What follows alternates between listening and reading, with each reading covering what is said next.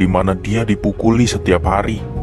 Pada saat dia berusia 12 tahun, dia tinggal di bawah jembatan, kecanduan narkoba, dan pemimpin geng kekerasan yang disebut Black Shadow.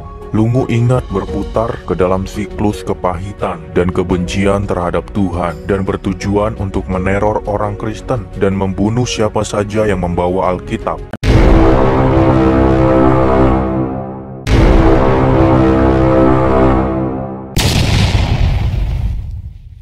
Video berikut. Jangan lupa like, share, subscribe. Metanoia Channel. Salam Bapak Ibu Saudara-saudari yang dikasihi Yesus dan dikasihi. Berjumpa kembali dengan saya Pendeta Resi Lubis. Saudara Bapak Ibu sekalian, tadi saya nonton video dan video ini mengingatkan bagaimana kehidupan saya dulu mirip dengan saudara kita ini. Tapi puji Tuhan, saudara kita ini waktu dia mau bakar gereja, saudara, dia dijamah Tuhan sehingga dia percaya Yesus. Anda mungkin gak sabar lagi untuk melihat videonya. Kita saksikan video yang berikut ini. Pendeta tercinta akan dikenang oleh banyak orang di Zimbabwe sebagai salah satu penginjil terbesar dari generasinya, yang kesaksian dan semangatnya bagi Kristus telah menjadi inspirasi bagi banyak orang percaya. Pada usia 5 tahun, Lungu ditinggalkan oleh ibunya dan dikirim untuk tinggal di panti asuhan di mana dia dipukuli setiap hari. Pada saat dia berusia 12 tahun, dia tinggal di bawah jembatan, kecanduan narkoba, dan pemimpin geng kekerasan yang disebut Black Shadow. Lungu ingat berputar ke dalam siklus kepahitan dan kebencian terhadap Tuhan dan bertujuan untuk meneror orang Kristen dan membunuh siapa saja yang membawa Alkitab. Saya telah memeluk ideologi Markis karena kami diberitahu bahwa Alkitab dibawa ke Afrika oleh orang kulit putih untuk mencuci otak orang-orang kulit hitam dan menjadikan mereka budak. Saya benci apapun yang berhubungan dengan Yesus.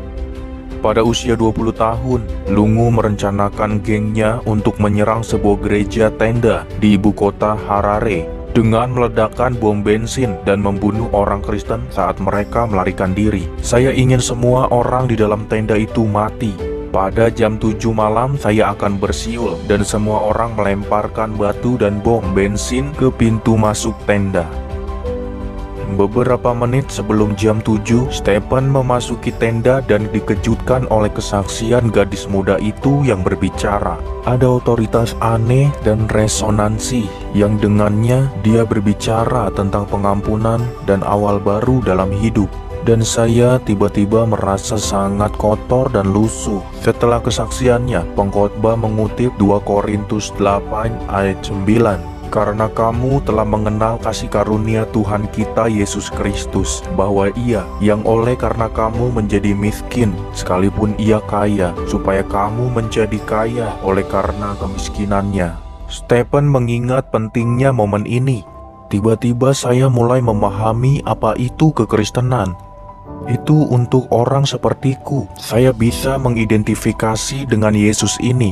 Dia telah menderita dengan semua hal yang saya kenal dengan baik. Kemiskinan, penindasan, kelaparan, haus, kesepian. Saya telah mengetahui semua ini, dan begitu pula dia. Upah saya adalah maut, tetapi Yesus membayar harga untuk saya. Di kayu salib dia menjadi bukan siapa-siapa, sehingga saya bisa menjadi seorang yang berharga. Lungu menerima Kristus sebagai juru selamatnya malam itu dan memulai hidup baru berkhotbah di jalanan Zimbabwe.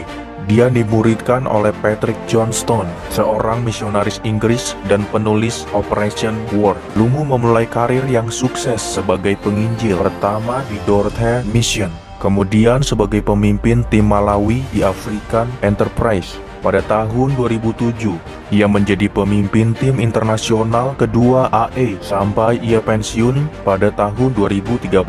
Lungu menulis autobiografinya Out of the Black Shadow, transformasi menakjubkan Stephen Lungu, di mana ia membagikan kesaksian lengkapnya. Saudara Bapak Ibu sekalian, tadi kita sudah saksikan sama-sama video di mana ada visualnya juga ada pemberitaannya. Itu berita akurat, ada artikelnya. Berita ini memang tidak disampaikan, tidak diberitakan di berita-berita TV Indonesia tentunya. Tetapi berita di luar negeri itu saudara tidak bisa dihalangi, dihambat di zaman teknologi sekarang. Saudara Bapak Ibu sekalian, tadi kita sudah melihat ya dan juga sudah mendengar kesaksian Stephen Ungu tadi, saudara. Luar biasa. Beliau itu dulunya adalah orang yang tidak percaya Tuhan dan dia sangat benci dengan Kristen. Sekali waktu dia ingin membakar gereja. Waktu dia mau bakar gereja, saudara, dia dengar kesaksian seorang remaja atau seorang pemudi, dan disitulah dia merasakan ada satu kuasa yang lain yang bukan dari dirinya sendiri, dan yang dia yakini bahwa itu adalah kuasa Tuhan Yesus. Di saat itulah dia menerima Yesus Kristus sebagai Tuhan dan Juru Selamat. Saudara Bapak Ibu sekalian, seperti saya dahulu juga tidak percaya Tuhan. Dulu saya agamanya Islam. Saya dulu sangat tidak suka dengan orang-orang yang menyembah Yesus Kristus, karena saya pikir Yesus itu hanyalah sekedar nabi dan manusia. Namun tahun 1996 saya percaya Yesus, saya terima Yesus sebagai Tuhan dan Juru Selamat saya. Diawali dari saya, keluarga saya semua tidak suka dengan keputusan itu, bahkan ada di antara mereka yang mengatakan saya kafir. Tapi puji Tuhan, dengan saya teguh dan tegar terus setia kepada Yesus, doa puasa. 7 tahun kemudian ibu saya ikut Yesus.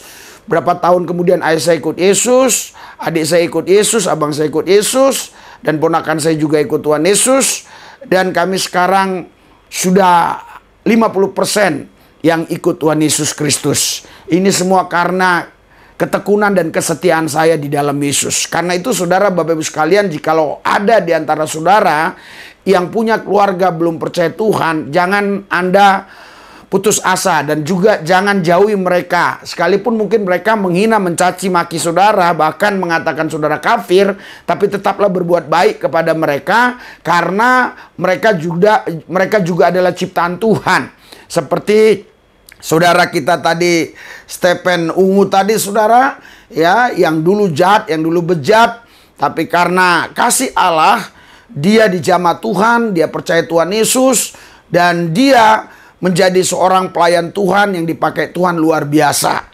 Walaupun beliau sudah meninggal dunia atau wafat, tetapi kita tidak bisa menghilangkan kisah-kisahnya, tidak bisa mengabaikan mujizat-mujizat Tuhan yang dialami oleh Stephen Ungu tadi, karena itu tidak akan pernah bisa hilang. Walaupun Stephen meninggalkan kita, tetapi karya Tuhan, karya Roh Kudus itu tetap bisa kita nikmati, kita bisa rasakan seperti yang Stephen Ungu rasakan, yang Stephen Ungu alami.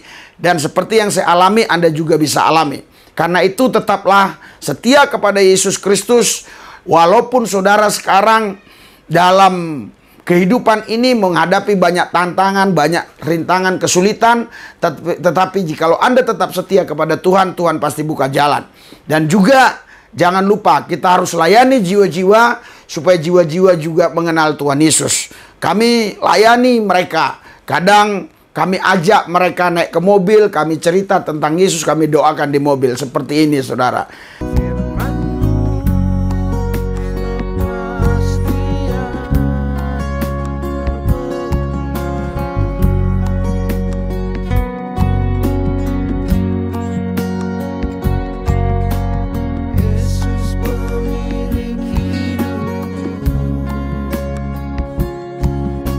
Yesus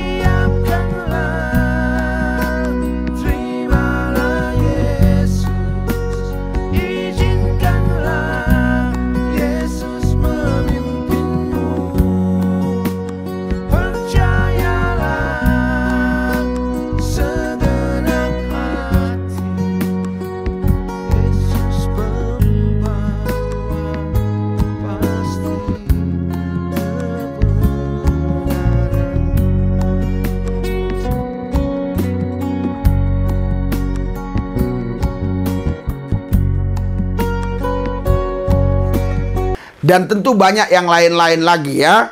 Oleh sebab itu mari tetap setia kepada Tuhan, jangan tinggalkan Tuhan, layani Tuhan Yesus sampai akhir hayatmu. Mari kita berdoa. Tuhan Yesus, urapan-Mu bekerja atas kami, jadikan kami saksi-saksi Tuhan, biar hidup kami melayani Tuhan. Banyak jiwa-jiwa yang dimenangkan bagi Yesus. Terima kasih Tuhan, dalam nama Yesus Kristus kami berdoa mengucap syukur, haleluya, amin.